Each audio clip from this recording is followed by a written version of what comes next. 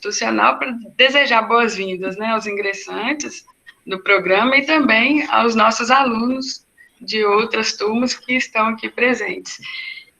A composição da mesa vai ser formada pelo professor doutor... gente, desculpa que tem aluno chegando, deixa eu permitir aqui. É formado pelo professor doutor Tarcísio Fulgêncio Alves da Silva, diretor da Universidade de Pernambuco, campus Petrolina, pelo professor doutor Gêner Alves dos Santos Cruz, coordenador setorial de pós-graduação, pesquisa e inovação, e pela professora doutora Raimunda Aura Dias de Souza, coordenadora do nosso programa. A fala está aberta a vocês e eu deixo com início para o professor Tarcísio. Bom dia a todas e todos. Obrigado, professora Iracema. Inicialmente, eu gostaria de saudar a professora Raimunda Áurea, a coordenadora do Programa de Pós-Graduação de Formação de Professores e Práticas Interdisciplinares. Saudar também a professora doutora Flávia Rubino, né, a convidada para ministrar essa aula inaugural, e desde já agradeço, professora Flávia, a sua disponibilidade em estar aqui conosco. Dar boas-vindas aos alunos, né, a nossa próxima turma do programa, dizer que nós acreditamos muito, né, e sempre defendemos a educação como um instrumento de transformação, e fazer pós-graduação hoje dentro de um contexto que a gente tem de educação no país, infelizmente, é um privilégio, né, porque deveria ser um direito de todos, mas que estar numa pós-graduação, numa instituição pública, e um mestrado profissional em educação, eu acho que é a materialização desse poder de transformação da educação. Então, de antemão, eu dou as boas-vindas a todos os alunos que aproveitem esta oportunidade, né, de estar nesse lugar e que realmente possamos utilizar todo o conhecimento construído e tudo que se propõe dentro do programa para ser um agente transformador da nossa sociedade. Então, estamos num momento em defesa forte e tem que ser incessante da educação, da saúde e da democracia. Então, que isso seja realmente a nossa bandeira de luta e de defesa nos próximos e até o final dos tempos, mas que isso seja realmente presente em nossas discussões. Então, mais uma vez, boas-vindas a todos, boas-vindas à professora Flávia, e mais uma vez, tenhamos um semestre de muito trabalho no programa, que realmente ele vem aqui para consolidar as características e as discussões de educação na nossa região. Obrigado, professor Iracema. Bom, então, eu acho, Iracema, só lhe cortando aí, eu acho que a gente poderia aplaudir a fala do professor, né, cada página, às vezes, chegar um pouquinho mais presencial, né, vamos lá?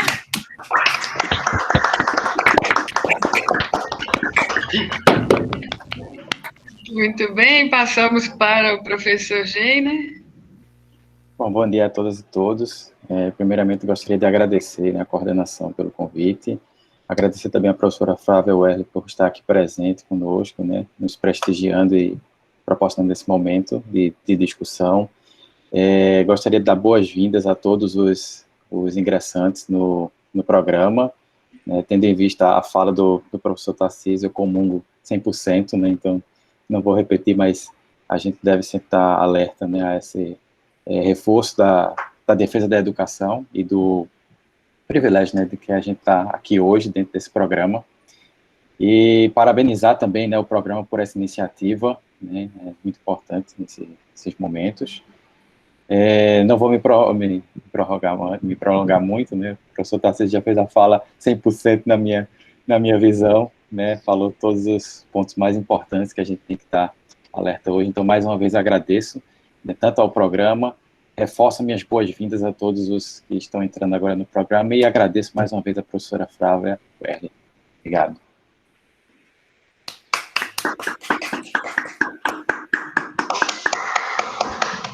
Professora Raimunda Áurea. Então, bom dia a todos. Eu só peço licença nesse momento, vou apresentar aqui só uma coisinha rapidinho. Aqui, deixa eu só... mas é coisa de 1 minuto, né? E aí vocês...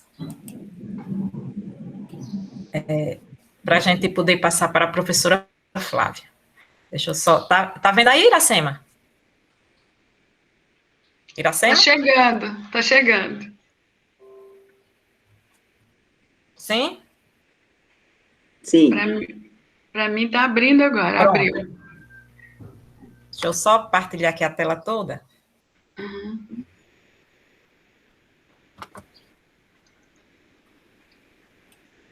Tá todo, não. Vai nessa imagenzinha aí do livrinho Tá todo. aberto. Não Clica sei. nessa Tá imagem do livrinho saindo aberto. toda, não? Não. Clica aí do lado Qual o livrinho aberto? É do lado da apresentação aí, à sua direita, embaixo. Eu tô com o... Peraí, que eu vou sair da tela aqui. Deixa eu só... Eu interrompi aqui para poder entrar de novo. O negócio não deu certo, não, para a apresentação. Deixa eu só começar aqui rapidinho. Isso tudo para atrapalhar. Deixa eu só fazer de novo aqui.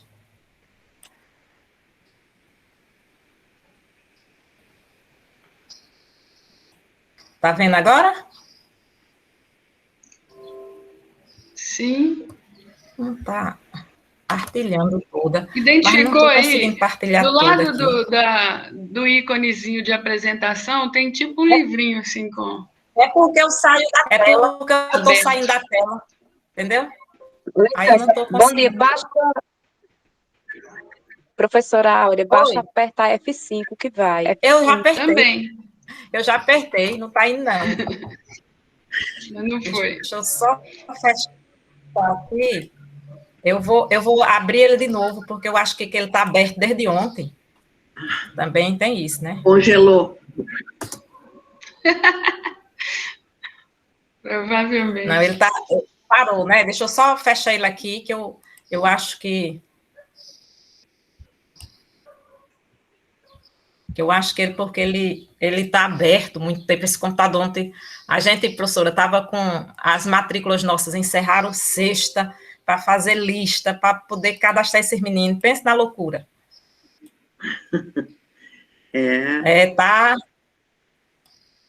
Foi sexta-feira que a gente está com o negócio, assim, o calendário nosso bem apertadinho. 3. Deixa eu ver se agora, se eu abrir de novo aqui, se vai. Nosso correio está apertado. Talvez deixar para o final, depois da fala, Áurea, né? A gente não perde tempo aí, tu te organiza. Não, Virginia, mas a gente... Estou aqui no controle. Espera aí.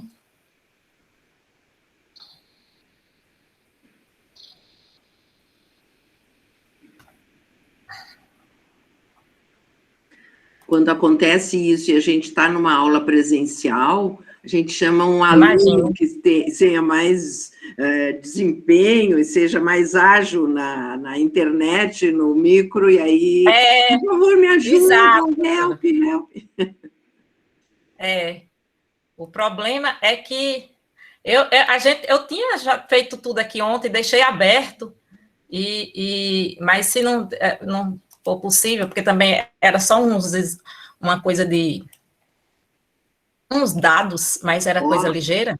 Raimunda, alguém escreveu ali que, mesmo que não abra a tela toda, dá para a gente ver como se fosse exato. só um slide. Exato. Eu vou testar agora só mais uma vez, se não conseguir, eu vou deixar assim mesmo. Eu abri ele aqui agora de novo, né, para poder não ter problema. Tá partilhando aí agora? Tá abrindo. Tá sim. Tá vendo aí? Sim. Não. Agora para mim, abriu aqui a tela toda. Tudo certinho, ó. Clica só no ocultar aí embaixo, tá tudo certo. Espera aí. Pronto.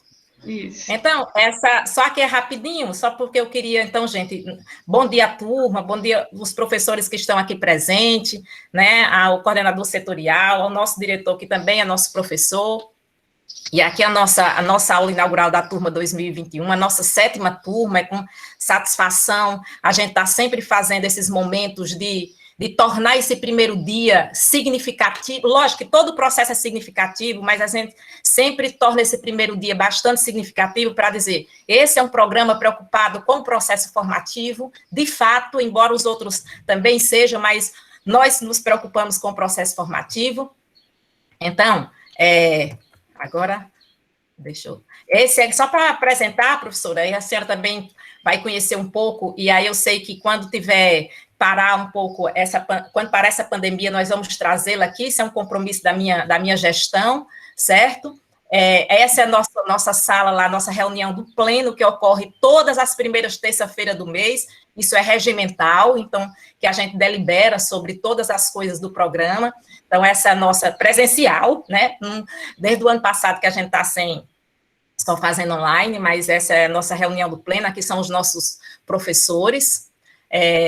Nós temos o nosso espaço, aqui a gente adquiriu mais equipamentos esse ano, então nosso espaço, nossa secretaria, nossa sala de reuniões, nossa sala de aula, que tem telão, tem televisão agora, né, então os alunos vão, porque a turma de 2020 não pisou nesse espaço, né, então por conta da pandemia, acho que só teve na universidade, na matrícula, a turma de 2020, né, então a turma de 2021 já esteve na matrícula, certo? Nós temos hoje, professor, 84 discentes matriculados, isso não significa, a gente está com um grupo de alunos para terminar agora, que é a turma de 2019, agora em julho, então, em torno aí mais ou menos de uns 20 alunos vão concluir, ainda para concluir agora em julho, 20, 22, nas minhas contas, né, então, vai diminuir um pouco esses matriculados e vai passar para os titulados, nós temos hoje 102 ao todo, né, no quadriênio, na quadrienal 98, né, aqui está um total, então nós fechamos a quadrienal com 98 titulados, certo? E nós temos o nosso processo seletivo, de 2015, que foi a nossa primeira turma, até agora 2021, que é a entrada dessa aula inaugural, então a gente está com 2021, como vocês estão vendo aí no gráfico. Nós tivemos uma procura no nosso processo seletivo de 295 inscritos, certo? Então, é esse o nossa última seleção, agora que os meninos estão entrando hoje, dia 14, então, para eles verem que eles passaram por um longo processo, por uma grande concorrência, né, então, para eles verem isso, então, a gente vai fazendo essa história toda do nosso processo seletivo, né, aqui nós temos a nossa espacialização, o nosso alcance, por Pernambuco, por Bahia, por Piauí, por Ceará, só que o Piauí e o Ceará ainda estão faltando municípios, porque a nossa bolsista não colocou todos do Piauí e do Ceará, e aí, mas está faltando aí, por exemplo, Renata Lemos, eu me lembrei, Renata aluna é de Teresina, nós temos Oeiras, temos outros estados aí do Piauí, ou municípios aí do Piauí, e como eu disse, assim, como você, eu sou da geografia, então a gente trabalha muito com mapa, mas essa coisa aqui perfeita do professor Antônio Marcos, que trabalha com cartografia, que é o nosso professor também do programa, ele que confecciona os nossos mapas, ele tem um laboratório especialista nisso, então ele está sempre fazendo nossos mapas, então esse alcance do programa por esses estados, então a gente, veja que a gente pega muito Pernambuco, boa parte todo o sertão aqui, chega até Recife, Olinda, né, então a gente pega bem o sertão Bahia, mas também a gente vai para além do sertão, então esse é o alcance do nosso programa, certo? Vocês estão vendo aí no mapa. Nós temos também, não muito diferente, a nossa procura como disciplinas isoladas para aluno especial, então eu peguei de 2017, porque a gente está fazendo historização, é o nosso site que foi instalado em 2017, então a gente tem tudo lá, né, então 2017.2, né, então a gente precisa voltar nos dados para pegá-los dos outros anos, de 2016 e 2015, então a nossa procura também em disciplinas isoladas é bastante... nosso programa é bem procurado, então, geralmente, vocês estão vendo aqui pelos dados, no segundo semestre é muito mais procura, já se aproxima do processo do edital de aluno regular, Então, a gente tem sempre uma procura bastante considerável em nossos editais de disciplinas especial, aí só para os alunos ter conhecimento. Então, a gente abre um edital também para disciplinas especiais, ele também faz parte desse processo. A gente tem 10 vagas para cada disciplina, mas quando passa um pouco, a gente sempre deixa, porque a minha preocupação é o processo formativo. Se ele está procurando, é porque ele tem vontade de estudar, de aprender mais, certo? Então, a gente está sempre deixando, passando um pouco a mais a quantidade de vaga nas disciplinas. E a gente tem, desde 2018, um convênio com a SEDUC, né, que é a Secretaria de Educação e Cultura de Petrolina, certo? E desde 2018 que a gente tem esse convênio com eles, né? Então, a gente oferece 11 vagas, né, do nosso edital, que é para a SEDUC, ele concorre individualmente, embora ele participe de todo o processo, mas ele concorre separado, né, só entre os candidatos da SEDUC. Nós tivemos uma queda em 2020, então a gente fez todo um trabalho com os professores, reunião e com a coordenação do convênio, e aí a gente tem feito uma parceria bastante interessante. Então, esse ano nós já tivemos 8 vagas ocupadas, né? Então, já pulou de 2020 para 2021, com 8 vagas ocupadas. Então, só para ver um pouco os dados, a gente está colocando tudo em dados do programa, né? Isso eu já apontava no nosso relatório, nossa ficha de avaliação, fazendo essas explicativas, essas porcentagens, e mostrando essa importância, porque a gente não faz as coisas aqui só para cumprimento, embora o cumprimento seja importante, como é o caso de cumprir a todos aqueles requisitos da ficha de avaliação, mas nem por subserviência, né, como alguns pensam, mas é pelo compromisso com o processo formativo, pelo compromisso com a educação e o fortalecimento, por exemplo, desse convênio. A gente está com outro aí para fazer uma turma fora de sede. Eu não quero abarcar muita coisa, porque a gente está com nota ainda para sair, né? Mas a gente está com uma outra aí para forma de sede, uma turma fora de sede, mas é um convênio isolado, assim, isolado com o programa, mas ele só tem uma validade de 3 meses. Mas a gente pretende fazer outro com a Secretaria de Educação do Estado, com um edital com 2 entradas, mas é uma coisa que a gente está amadurecendo, embora eu já tenha dito isso, e a gente já conversou com a secretaria, já tenha dito isso no nosso relatório. Então, só para ter uma noção do programa. E aqui, a gente, mesmo diante disso, e a gente fazendo todo o processo de luta, né, a gente sabe, e pegando essa frase de Titã, que a gente acredita na educação, a gente acredita na mudança, a gente sabe que a gente precisa lutar, porque a gente sabe que nós não podemos ficar esperando as coisas de braço cruzado. Então, enquanto houver sol, a gente está sempre tendo esperança, né? Não ficando parado, mas na luta, no compromisso, no processo do cumprimento das coisas e no compromisso também político, social e educacional. Então, gente, é as nossas boas-vindas, certo? Vocês vão, agora, a professora Iracema vai passar para a professora Flávia, desejando assim, que como eu vou ter reunião com vocês amanhã, então a gente está sempre preocupado com esse processo formativo. A gente faz até o que a gente não pode, né? Então, é isso, e vamos adiante, Iracema. Sim. Então, a todos discentes e docentes aqui presentes, nós passamos da nossa convidada, a professora, né, que é o momento que estamos aqui aguardando, a professora doutora Flávia Albino Correia Werle, que possui graduação em Pedagogia pela Universidade Federal do Rio Grande do Sul, mestrado em Administração de Sistemas Educacionais pela Pontifícia Universidade Católica do Rio Grande do Sul, doutorado em Educação pela Pontifícia Universidade Católica do Rio Grande do Sul e pós-doutorado pela Universidade do Minho, em Portugal. A professora atuou como titular na Universidade do Vale do Rio dos Sinos, com vínculo empregatício até o final de 2020, exerceu docência e orientação no mestrado profissional em gestão educacional, e período também de 2015 a 2017, que ela participou como membro da coordenação do FOMP, Fórum dos Mestrados Profissionais de Educação.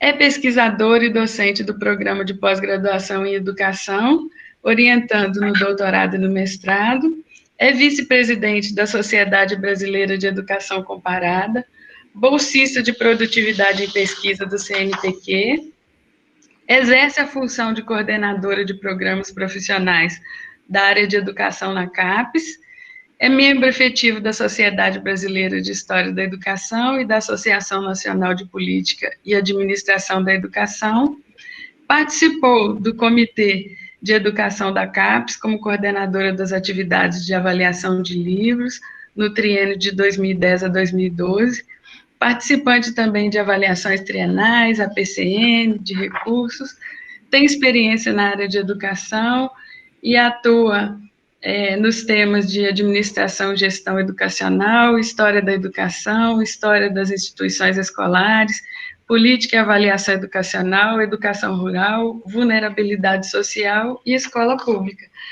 Eu fiz aqui, né, tomei a liberdade de fazer uma síntese, professora, do currículo da senhora, uma síntese, teria muito mais coisa para colocar, e é com imenso prazer que nós agora deixamos a fala e para a senhora aí nos... Obrigada, Iracema, muito obrigada também, professora Raimunda Áurea, professores Jenner e Tarcísio, que também abriram esse momento.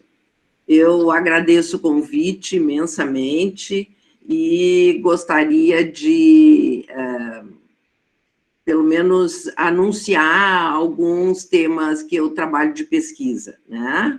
Sim, eu trabalho na Universidade do Vale do Rio dos Sinos, que tem sede em São Leopoldo, que também tem sede em Porto Alegre, se bem que a ideia de sede, nesse momento histórico que nós estamos vivendo, a partir do ano passado, né, meio que se esvai. A própria professora Raimunda Áurea comentou que os alunos que ingressaram em 2020 ainda não conhecem os espaços, não é, daí da Universidade de Pernambuco, aí em Petrolina. Mas, então, essa universidade aqui no Rio Grande do Sul, ela está situada em São Leopoldo, que é uma cidade da região metropolitana de Porto Alegre. É uma universidade sob responsabilidade dos jesuítas, não é? E que nós sabemos que são poucas as universidades jesuítas aqui no Brasil, né? A PUC do Rio de Janeiro e também uma em Recife, não é? A Católica de Pernambuco. Bom, eu me constituí como professora do programa de pós-graduação, embora eu também trabalhasse em cursos de licenciatura e predominantemente no curso de pedagogia da Universidade do Vale do Rio dos Sinos, não é? Também já trabalhei na PUC do Rio Grande do Sul, em Porto Alegre, e eu tenho praticamente 2 focos de pesquisa, que agora eu estou tentando mais articular. Um deles é dentro da área da história da educação e o outro na área de gestão ou administração da educação, né? E quando surgiu o edital dos observatórios de educação, que foi em 2007, eu digo, olha, nós como instituição privada temos que realmente aproveitar, porque é um dos primeiros editais que oferecia, na ocasião, bolsas para pós-graduandos, não é? Então, eu articulei professores do nosso programa, dentro da linha de pesquisa de educação, história e políticas educacionais, e acumulamos o que já tínhamos produzido nos nossos projetos de pesquisa, e eu, me coloquei, então, na coordenação desse projeto, submetendo um projeto dentro da linha do Observatório de Educação, não é? Então, desenvolvemos esse projeto por 4 anos e depois eu concorri de novo com um projeto já mais articulado e, inclusive, sendo um projeto de cunho interinstitucional, vinculando a Unesp de Marília, por meio da professora Graziela Zambão Abdian, a UniOeste de Foz do Iguaçu, por meio do João Jorge Corrêa, a Universidade de Passo Fundo, no Rio Grande do Sul, por meio da professora Rosimari Schinsani, e a Universidade da região da Campanha, aqui no Rio Grande do Sul, a URI, por meio da professora... Enfim, não me lembro bem o nome completo dela, mas foi, assim, uma articulação interinstitucional, um projeto que se desenvolveu por 4 anos, de 2011 até 2014, com bolsas de estudo para pós-graduandos e para professores de educação básica. Foi, eu diria assim, um momento de muita aprendizagem, não só da articulação desse conjunto todo, que por certos períodos nós tínhamos 100 componentes, porque em cada universidade os coordenadores locais, então, articulavam uma equipe de pesquisa, e com isso nós tivemos muita produção científica, uma produção científica decorrente do esforço dessas equipes, vamos dizer assim, muito variadas, mas que eram um espaço importantíssimo de aprendizagem para os pós-graduandos, para os professores de educação básica, que se colocavam como professores pesquisadores, não é? O que era para eles, que muitos deles trabalhavam em secretarias municipais de educação, em escolas de ensino fundamental, outros eram vinculados à rede estadual de educação, e, portanto, era uma oportunidade praticamente única para esses professores se vincularem à universidade, não é? Então, os diferentes grupos deste nosso Observatório de Educação funcionavam de maneira diferenciada. Alguns, inclusive, fazendo reuniões, não apenas na universidade, mas nas próprias escolas de redes públicas, o que, na verdade, valorizava toda a escola, mesmo que ela tivesse apenas 1 ou 2 professores participando deste projeto interinstitucional. Então, eu comento, a Virgínia antes falou que eu tenho produção na área de História da Educação, mas também tenho produção na área de avaliação, de gestão, de políticas educacionais, não é? E a própria Iracema leu, eu fui já coordenadora do programa de pós-graduação e profissional em gestão educacional da Universidade do Vale do Rio dos Sinos, onde eu fui professora até, enfim, praticamente o ano passado ou o ano retrasado. Enquanto estava como coordenadora do programa de pós-graduação, eu participei do FOMP, como uma representante, vamos dizer assim, da articulação e da coordenação deste fórum, representante de instituições privadas, não é? Porque tinha, pelo menos naquela ocasião, essa ideia de ter, assim, uma representação de instituição privada, estadual e federal, não é? E apenas articulando programas profissionais, não é? Eu agora estou passando ainda, mais ou menos, para a condição de de pesquisadora voluntária da instituição. Eu tenho ainda uma orientanda de doutorado do programa acadêmico, porque eu trabalho nos dois, não é? Eu tive experiência, inclusive, dentro do momento da criação do programa profissional, eu participei muito intensamente, e, portanto, eu tenho a experiência do profissional e do acadêmico. Não é? Eu agradeço, então, a Virgínia pela apresentação que ela fez, e, atualmente, como a Iracema comentou, eu estou como coordenadora adjunta para os programas profissionais. E, como coordenadora adjunta, eu enfrentei e enfrento, na verdade, muitos desafios.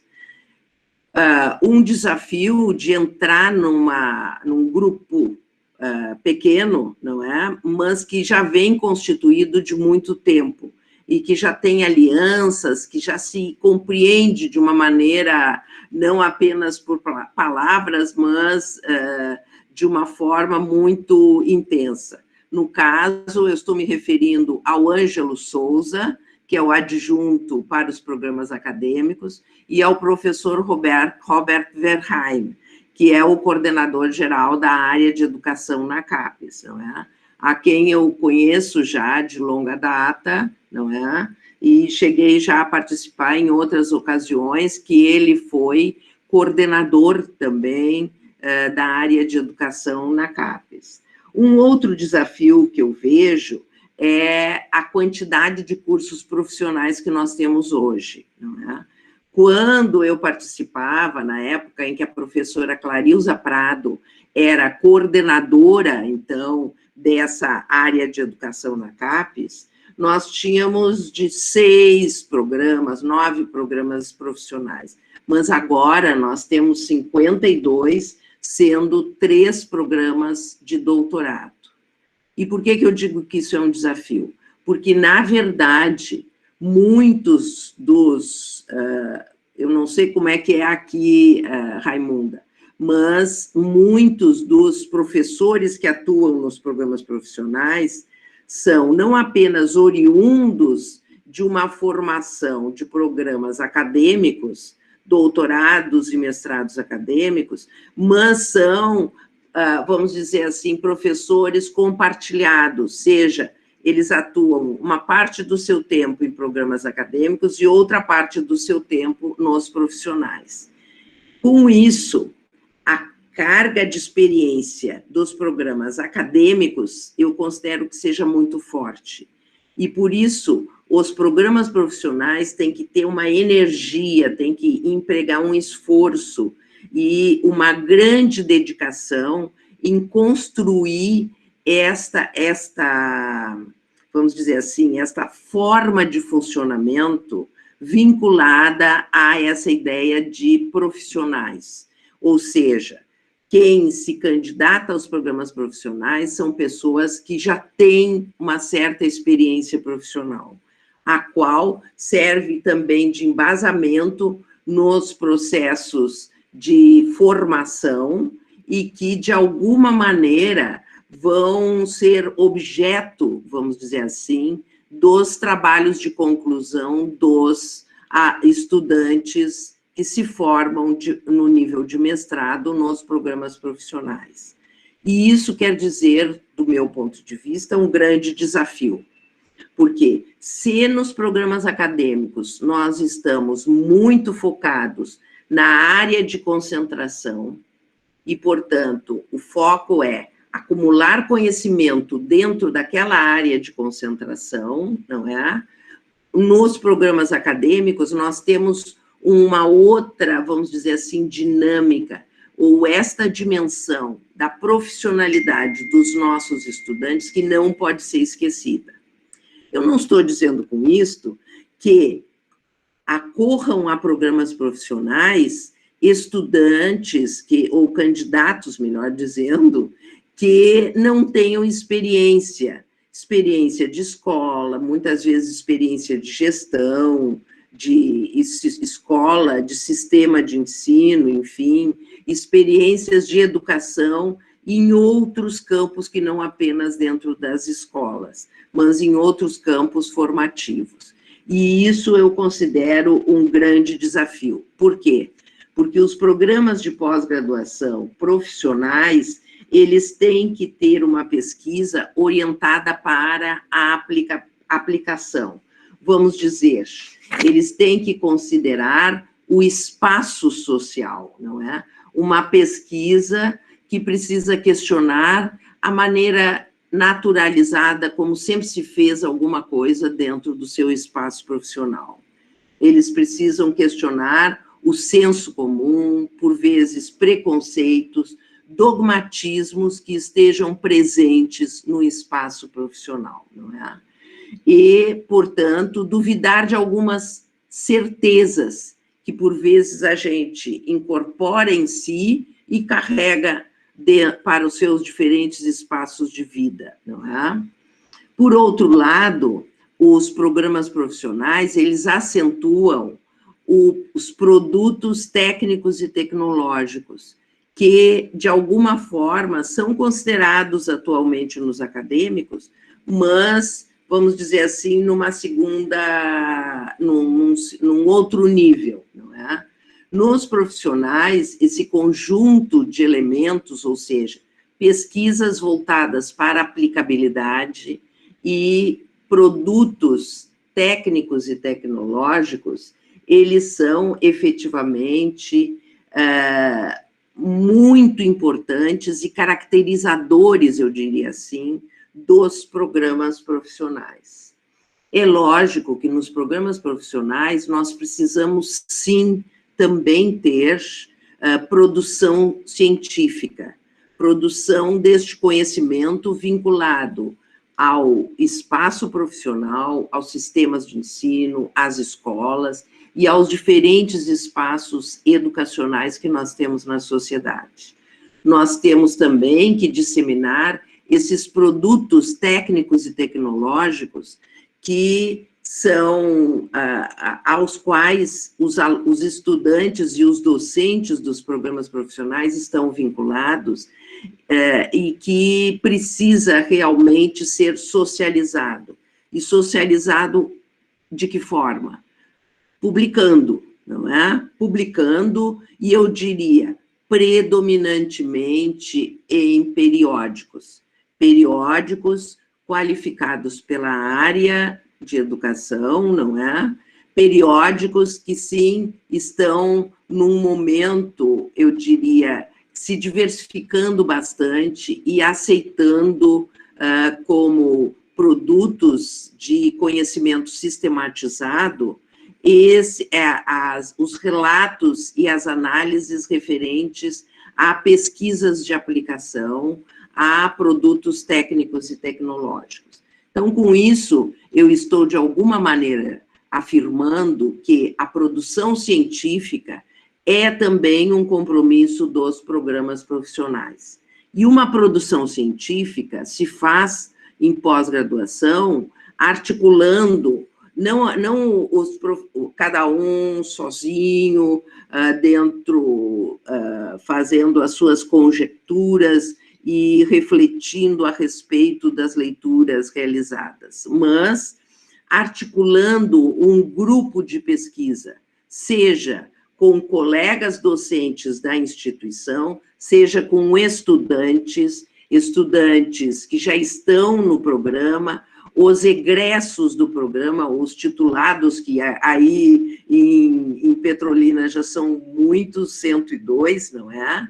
E, inclusive, como eu disse, talvez até articulando, embora de uma forma que cada instituição tenha que construir, articulando professores que estão na escola básica, de maneira a estender muito mais esse projeto de formação, do qual a Raimunda Áurea recém comentou, não é? E que os professores Geiner e Tarcísio também comentaram inicialmente na abertura deste momento, não é? Então, eu estou, de alguma maneira, também já comentando o terceiro desafio que eu entendo que eu estou, que eu passei e que eu estou passando, que é entrar como adjunta na área de educação, num momento em que 2 adjuntos já trabalham há, no mínimo, 3 anos juntos, não é? E em programas profissionais que estão crescendo e se multiplicando por este país, não é? Um momento histórico, inclusive, eu digo esse terceiro desafio, porque a avaliação está num momento de mudança. A Áurea disse anteriormente, quando nós conversávamos mais informalmente, que já preencheu a Sucupira, não é, o relatório anual de 2020, e que é um compromisso muito grande, e que é, eu não diria apenas um compromisso, mas eu diria que é uma oportunidade do programa se enxergar objetivamente num relato escrito, não é? E é uma oportunidade de convergência de todos os professores e estudantes do programa, porque se alguém escreve o relatório, na verdade, todos constroem a massa, o conteúdo que tem que ser registrado neste relatório. E é um conteúdo importante, no caso dos profissionais, que se refere à proposta do programa, ao projeto de formação e aos impactos na sociedade e ao que se conseguiu inovar, não é? No programa e na sociedade por meio dos esforços do corpo docente e discente. Eu concluo dizendo, então, que toda a comunidade acadêmica de professores, corpo docente e discente, corpo técnico-administrativo, está frente ao grande desafio da avaliação, que é um compromisso, sim, do coordenador, da coordenadora, da vice-coordenadora, mas de todo o corpo docente. Com isso, prezados estudantes que estão agora iniciando o seu curso de mestrado, eu não estou dizendo, não estou querendo assustá-los, mas eu estou querendo abraçá-los, não é? E acolhê-los junto com a coordenação do programa, a vice-coordenação e todos os professores deste programa de pós-graduação profissional da Universidade de Pernambuco, que hoje faz a sua aula inaugural desse segundo... Não é do segundo semestre, é do primeiro semestre ainda, né? Desculpe. Então, eu agora vou entrar no tema, não é, Áurea?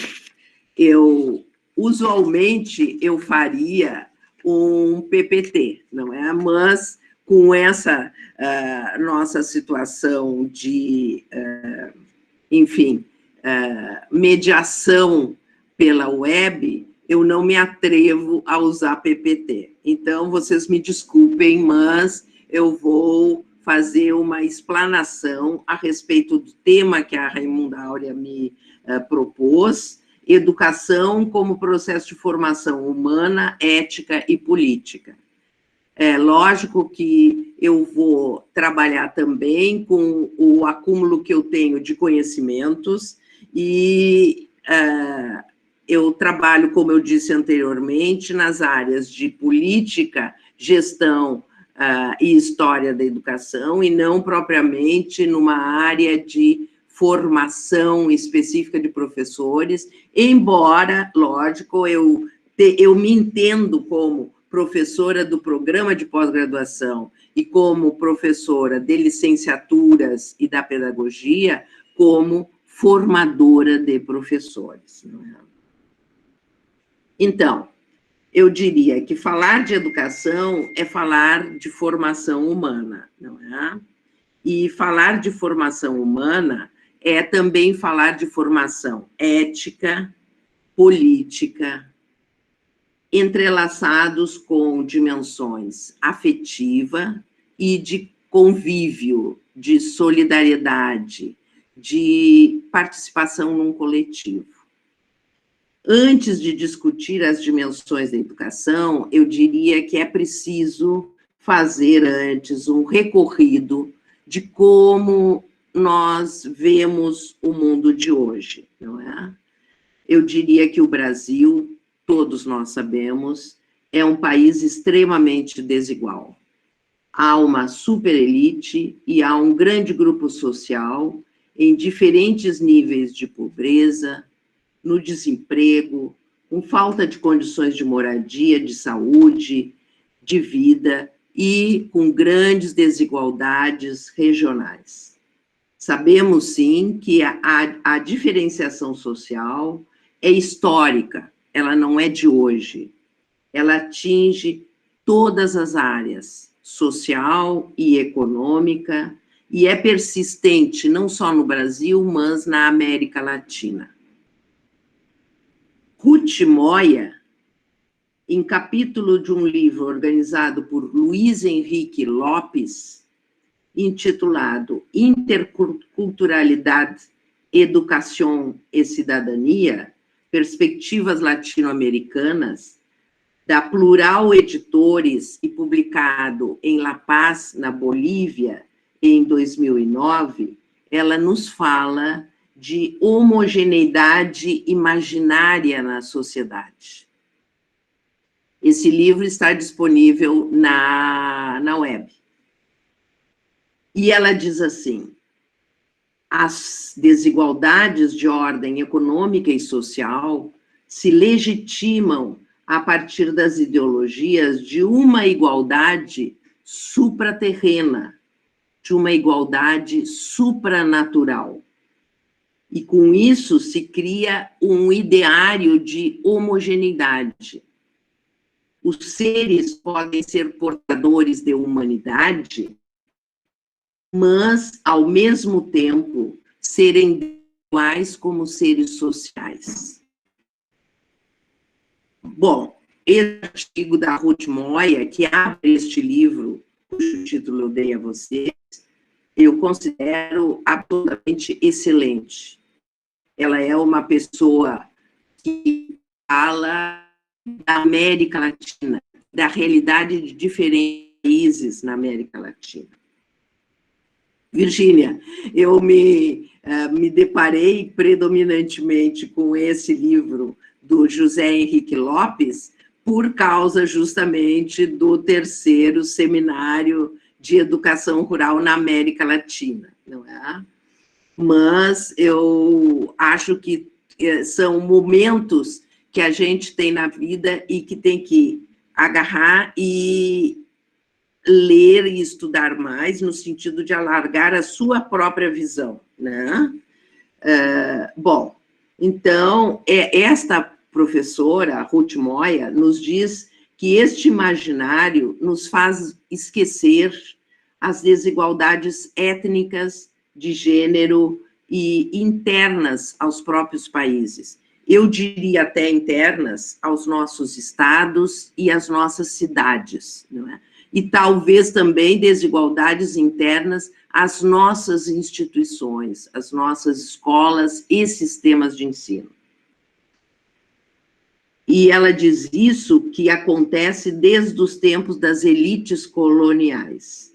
Para Ruth Moya, as elites latino-americanas coincidem com as etnias dominantes.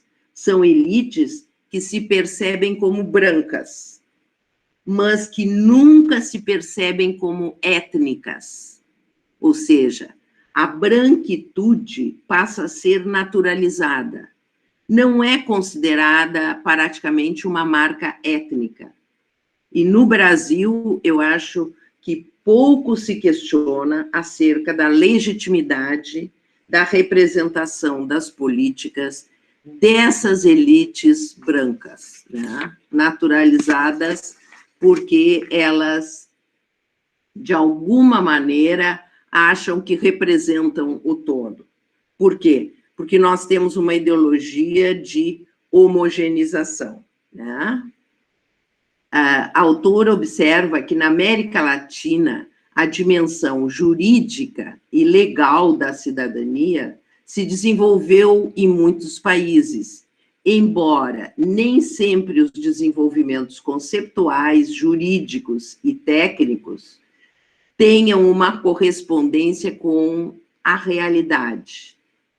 Esses documentos jurídicos, eles são apenas um referente, mas é preciso avançar no sentido de transformar realidades, transformar no sentido de alcançar mais qualidade, democracia e reconhecimento dessa desigualdade em todos os países, em todas as cidades e todos os grupos.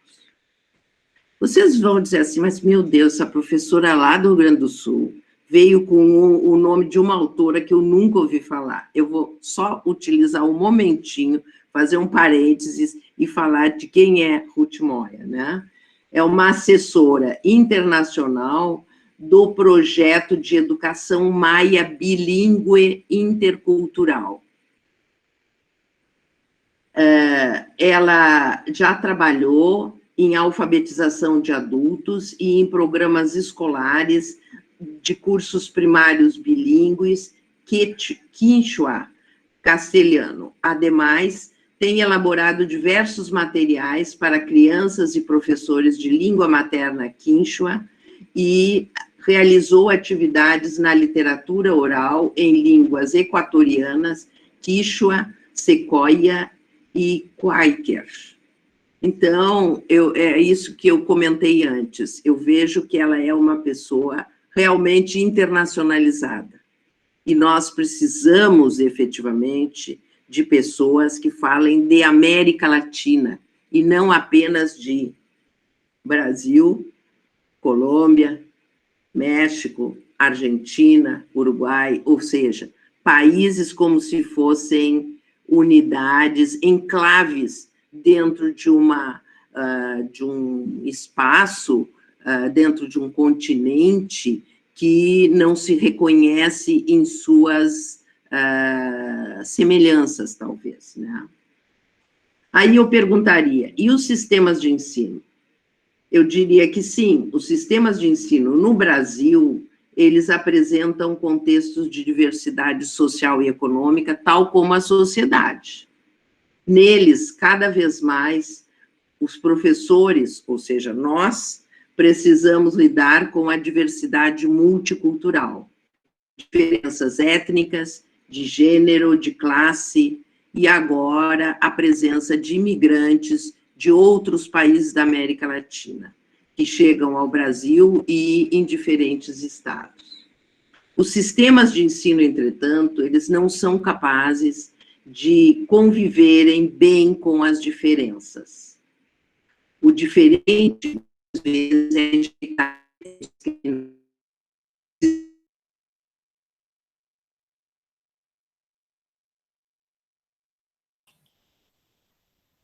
Professora Flávia, deu uma parada aí.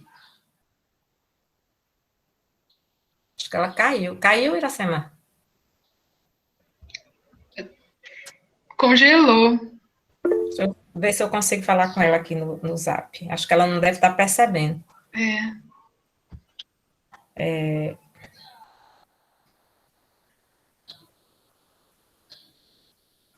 Só um minutinho aí. Ó, voltou agora. Professora, deu uma congelada aí na sua fala. Certo. Então, eu digo que os sistemas de ensino, eles, na verdade, não trabalham bem com a diferença. Por quê? Porque eles trabalham muito mais com a normatização, com a padronização, tanto é que nós precisamos ter alunos de X anos no tal nível, na tal série, não é? E isso, de alguma maneira, eu acho que é a própria Raimunda. Tudo bem, Raimunda? Eu já desliguei para dizer que a senhora estava congelada, mas já parei. Obrigada. Eu ouvia, eu congelei, eu não sabia que eu tinha congelado, embora aqui esteja 11 graus, mas não chega a congelar a gente, assim, vivente. Mas eu soube porque eu ouvia vocês, embora vocês dissessem que a minha imagem tivesse já congelada, né? Bom, então, eu estou continuando dessa parte que eu estou falando dos sistemas de ensino, que não conseguem trabalhar bem com a diversidade, não é? que conseguem trabalhar com a normatização, com a padronização, não é? E que muitas vezes os sistemas de ensino, as escolas, rejeitam o diferente, não é? Nos sistemas de ensino, há que constituir espaços de vivência democrática, não de privilegiamento, de padronização ou de homogeneização. Vamos dizer assim, em algum momento da minha vida profissional, eu trabalhei com conselhos escolares, fiz pesquisa em conselhos escolares. E tenho, inclusive, um livro publicado que é sobre conselhos escolares, intitulado Uma Questão para Análise. Naquele momento, quando eu trabalhava com conselhos escolares, eu, inclusive, me espantava, porque eu ia, por vezes, em escolas de ensino médio, que tinham, inclusive, curso normal, curso de formação de professores. E aí, junto a turmas de cursos de formação de professores, eu fazia indagações e debates a respeito de colegiados escolares. E muitas alunas diziam assim: eu só estudo conselhos escolares, como se os conselhos escolares fossem para os outros, fossem apenas para as escolas de ensino fundamental, e não para elas também, que estão num sistema de ensino que tinha já criado esse espaço de coletivo, esse espaço de democratização da decisão e vamos dizer assim, da gestão mais alta da própria instituição escolar. Ou seja, aqui no Rio Grande do Sul, já há bastante tempo, os conselhos escolares acolhem tanto representantes do corpo docente, no caso de escolas fundamentais e de educação básica, representantes dos pais, do corpo docente e do corpo técnico-administrativo.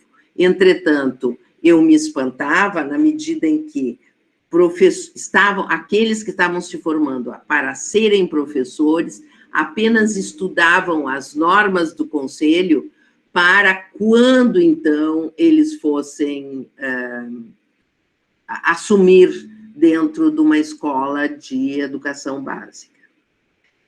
Então, assim, falar de educação, eu acho e de formação humana, leva-nos a refletir acerca do funcionamento dos sistemas de ensino e compreender que a cidadania na sociedade e nas instituições educacionais exige vivências democráticas. Vivências democráticas que devem, sim, acolher a diferença, a voz dos estudantes, a voz de todos, não é? Em artigo publicado na revista Contrapontos, que é uma revista eletrônica, volume 10, número 2 de 2010, intitulado Educação para a Cidadania Intercultural, 2 professores são coautores. Gilberto Ferreira da Silva, ele é professor da Unilassalle, que é aqui do Rio Grande do Sul, e Flor Ángeles Cabreira Rodrigues, que é da Universidade de Barcelona.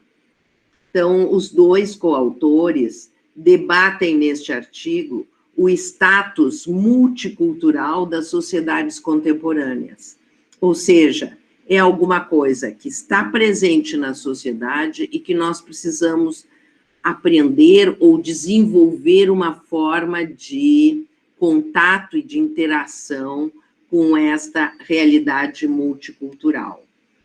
E eles indagam, então, quais são os processos educativos que estão em jogo para aprender a ser cidadãos e cidadãs em uma sociedade plural, atravessada por múltiplos conflitos e desigualdades. Eu trago isso nesse momento porque eu considero que uma formação humana é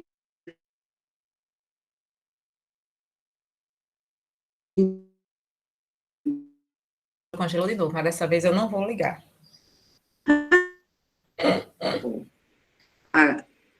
Não está nem me voltando, ouvindo. voltou. Não, agora ficou, voltou, professora, você preocupe não. Tá bom, tá ótimo, obrigada.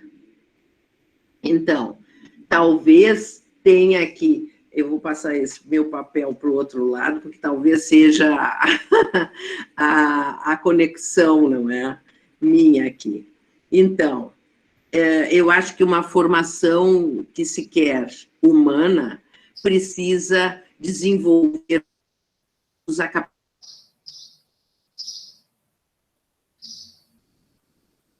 a si mesmo, as suas verdades, as suas realidades, problematizar o seu cotidiano e as questões de vivência neste cotidiano. Uma de tantas desigualdades, sejam elas técnicas de gêneros, sociais, outras, é a que atinge as pessoas com menor desempenho funcional, que por vezes são os excluídos, né, dessa sociedade. Essas pessoas muitas vezes são vistas como excepcionais, na perspectiva da menos-valia e da incapacidade. Podemos acrescentar ainda que, como a Declaração Universal dos Direitos Humanos de 1948, portanto, mais de 70 anos atrás, não é? Promulgada é para todas as pessoas ou é apenas para algumas pessoas? Talvez aquelas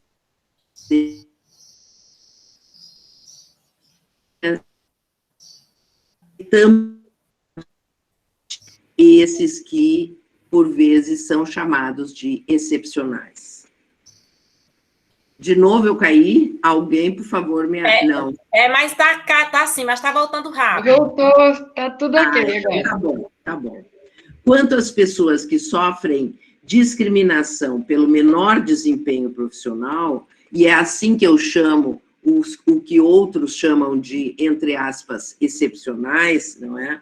Eu destaco a diversidade funcional, que é comum a todos nós que estamos presentes nessa aula inaugural, não é? Enfim, eu tenho algumas facilidades e outras dificuldades em alguns campos, não é? E, portanto, todos nós, eu diria, temos que aceitar a nossa diversidade funcional, não é? Que é efetivamente comum para todos os seres humanos, mas que há pessoas que são discriminadas pelo baixo desempenho funcional, precisamente porque nós não aceitamos como sociedade a diversidade e não se respeita a heterogeneidade. Eu diria que a ONU proclamou já em 1981 o Ano Internacional das Pessoas Deficientes, com o tema Participação Plena e Igualdade. Vejam, 81. Quantos anos até hoje, 2021? Naquela ocasião, já estava sendo levado para o centro das discussões em âmbito mundial as pessoas em situação de discriminação pelo seu desempenho funcional.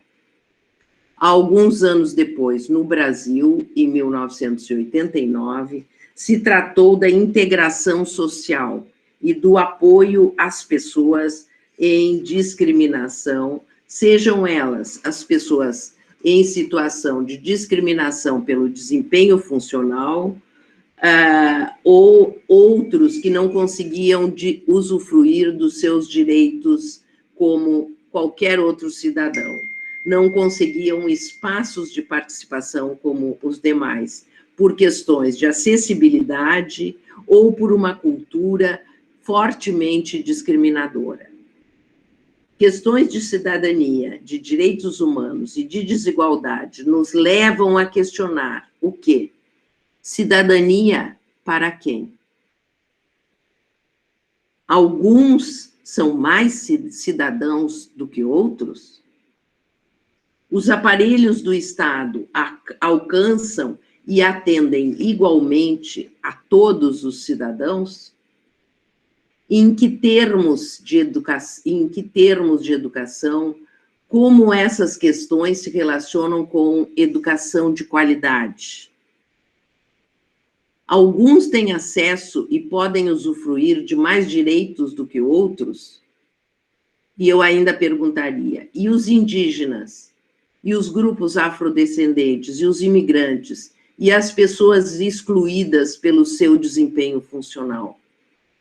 Como as escolas lidam com elas? Como as escolas lidam com as diferenças? Se a ética implica em princípios de convivência que regulam a vida em sociedade, é preciso lembrar que nem todos os princípios de convivência estão explicitados em um texto legal e normativo. E aí, lembrando um pouco aquela citação que eu já fiz da Ruth Moya, não é?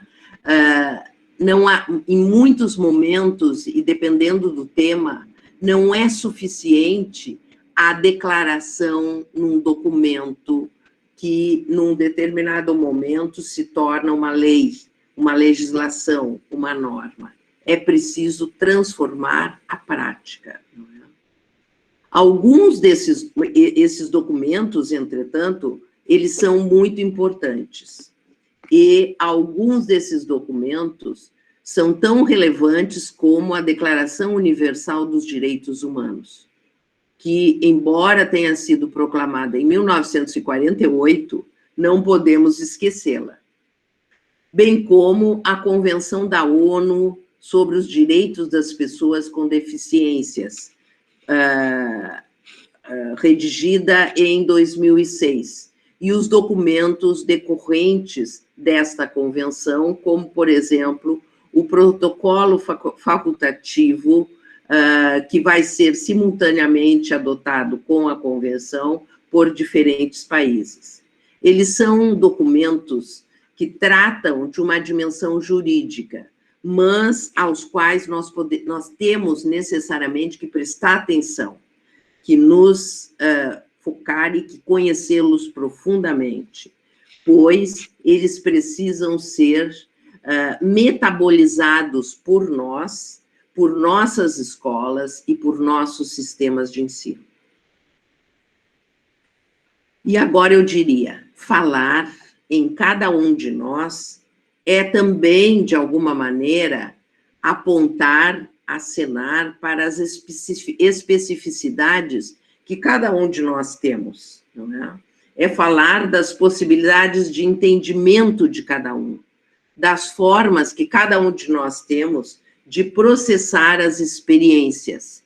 E eu diria, né, Raimunda, nesse momento de plataforma Sucupira, de processar aquela ficha de avaliação, aquelas recomendações que são feitas nas reuniões e nas webinars com a coordenação da área.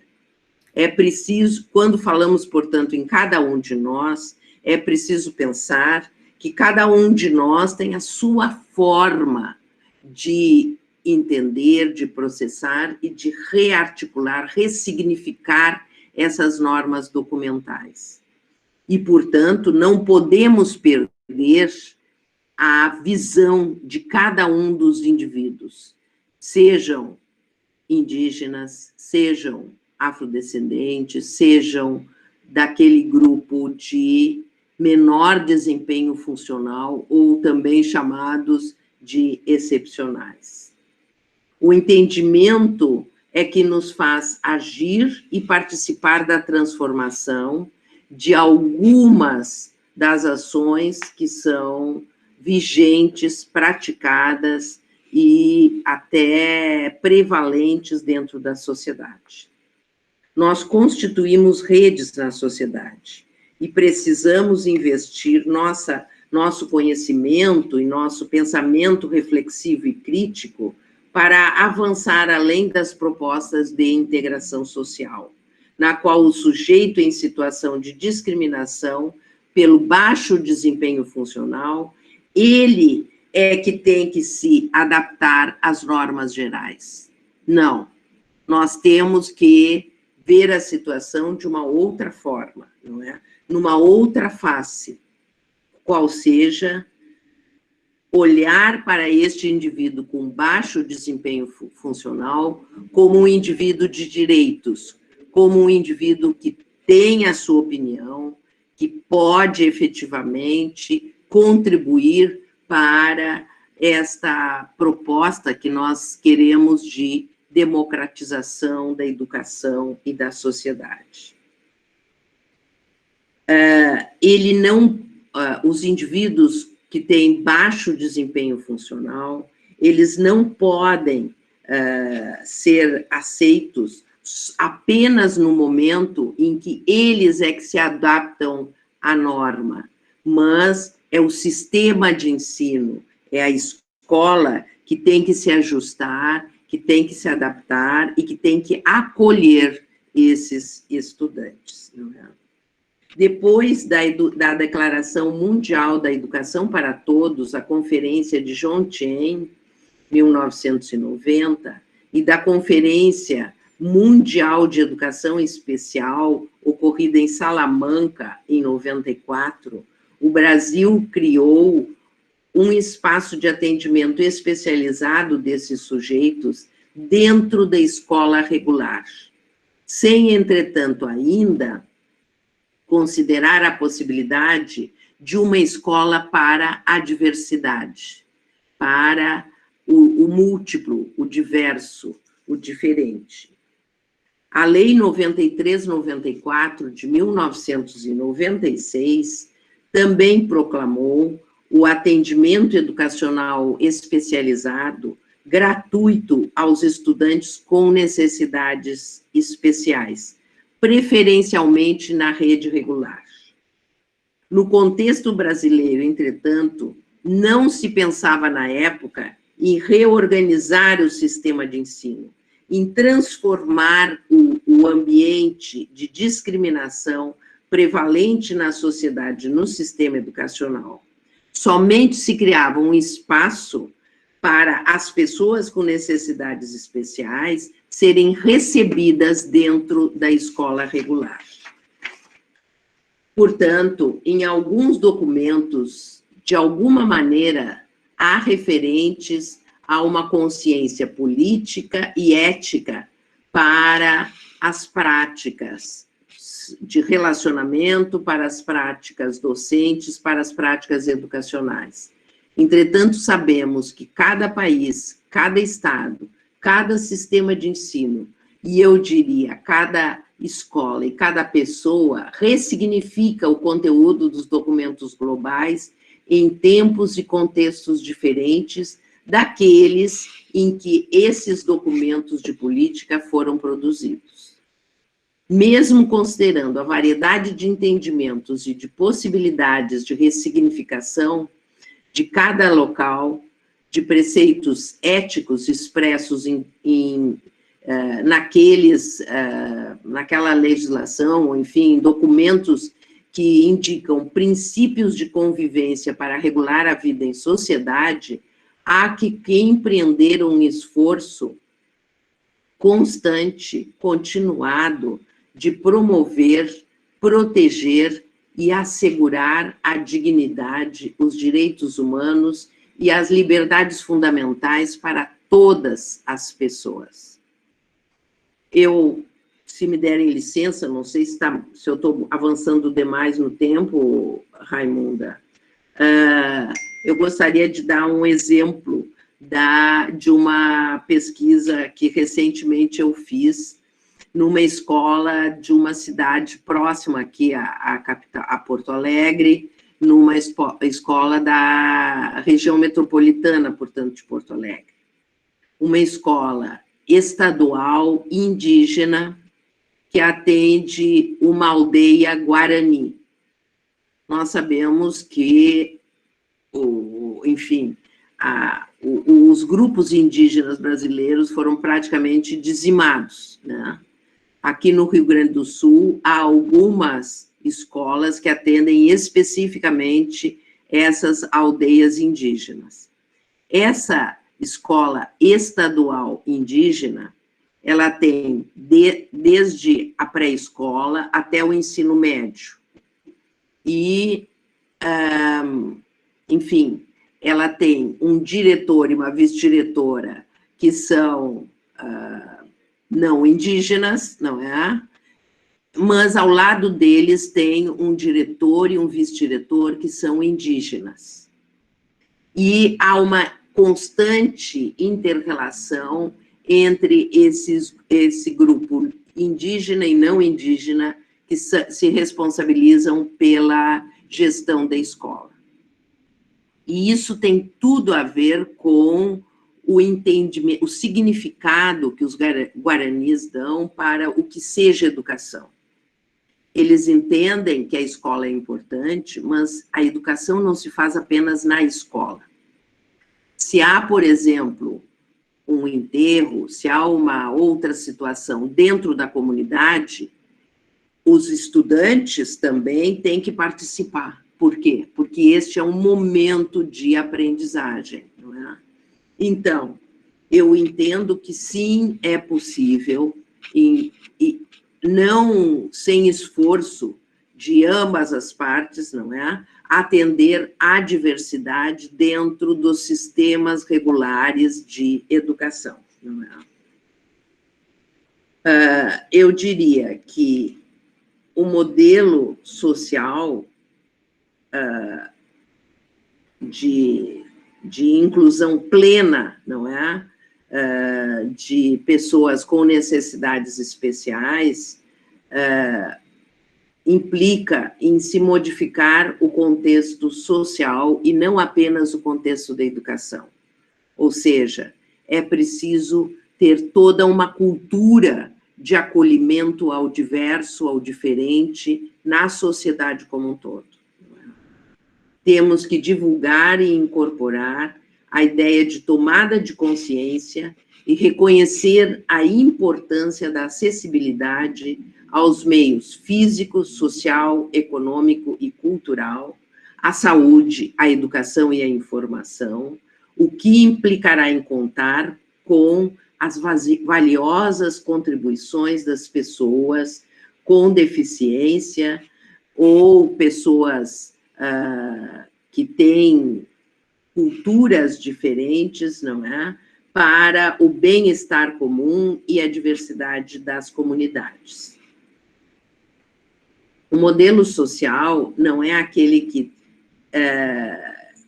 trata apenas da questão da educação escolar, mas nós temos que mudar, temos que praticar, vamos dizer assim, uma reflexão alargada, temos que apresentar uma tomada de consciência, visto que a consideração e o tratamento da pessoa em situação de discriminação pelo desempenho funcional não tem a ver com déficit fisiológico, senão com as estruturas sociais e os contextos de convivência que produzem a exclusão e que, portanto, tratam essas pessoas como o diferente, como aquele que, vamos dizer assim, negando quase que os direitos humanos a que essas pessoas são, sim,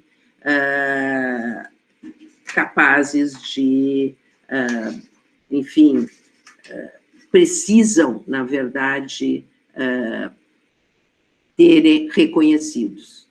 Com isso, eu estou discutindo o tema da educação como um processo de formação humana, ética e política, de alguma maneira mais, vamos dizer, exemplificativa, de uma maneira um pouco mais colada num real, não é? Não falando, vamos dizer, conceitualmente de política ou de ética, mas falando de formação humana a partir dos direitos humanos e do respeito à dignidade de todas as pessoas, não apenas do doutor, não apenas do chefe, do diretor, mas de todas as pessoas.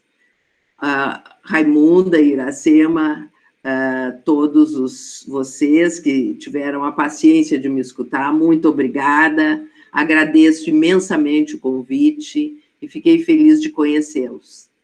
Um abraço. Professora Flávia. Vamos aplaudir a professora. Aplaudir, né? Muitíssimo obrigada.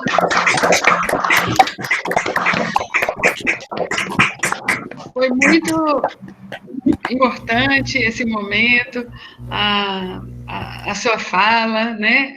Os aspectos que destacou sobre a temática, porque a formação de professores no Brasil é sempre foco de reflexões, que historicamente data, né, da segunda metade do século XIX, com os primeiros cursos de formação de professores, né?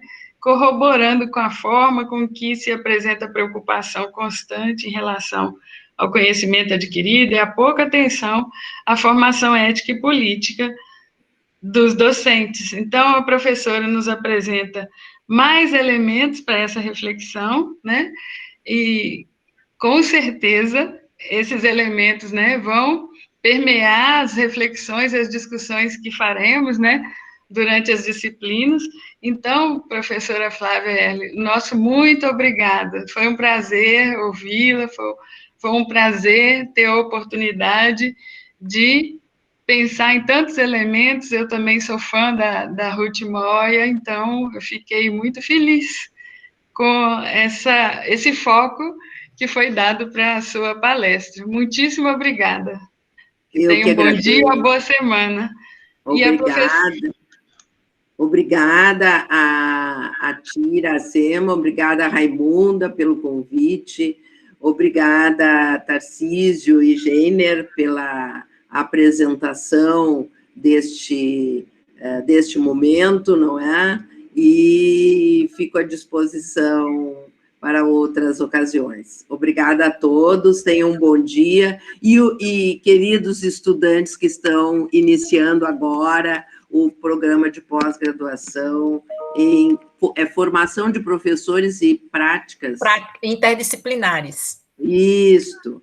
Então, queridos estudantes desse programa, boas energias, muito estudo e muita dedicação. Um grande abraço a todos. Professora, eu só queria reafirmar que quando acabar essa pandemia, no compromisso da nossa gestão, que a gente ainda tem um tempo, vamos trazê-la aqui no Sertão para conhecer, para discutir com os professores. Esse é um compromisso nosso, né? Para você, a senhora, ainda poder vir aqui realmente presencial, né? Então, agradeço muito todo dia lá mandando coisa, porque eu sou assim, para poder tudo sair conforme, né? Então, também já estendo a gratidão como eu coloquei aqui no chat, a CAPES, porque, assim, todos os e-mails que eu enviei, desde janeiro que eu estou pegada nessa sucupira, todos foram respondidos, todos sem exceção, certo? Além dos webinars que eu participei de todos, já estava programada para agora o do dia 16,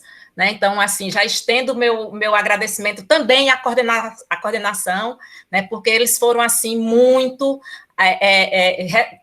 pontuais em todas as perguntas que eu fiz. Muito obrigado mesmo, né? Pelo dia de hoje. Foi, assim, gratidão, que é isso que o programa tenta mostrar, que é essa responsabilidade, esse compromisso. Valeu, professora, muito obrigada, viu? Tchau, um abraço. Pronto. Tchau. Eu vou encerrar a gravação agora e a Áurea vai passar os recadinhos, é isso, Áurea? Pronto, vou sim. Pronto, professora, muito obrigada, que agora eu vou passar uns recadinhos aqui para os alunos. Olha,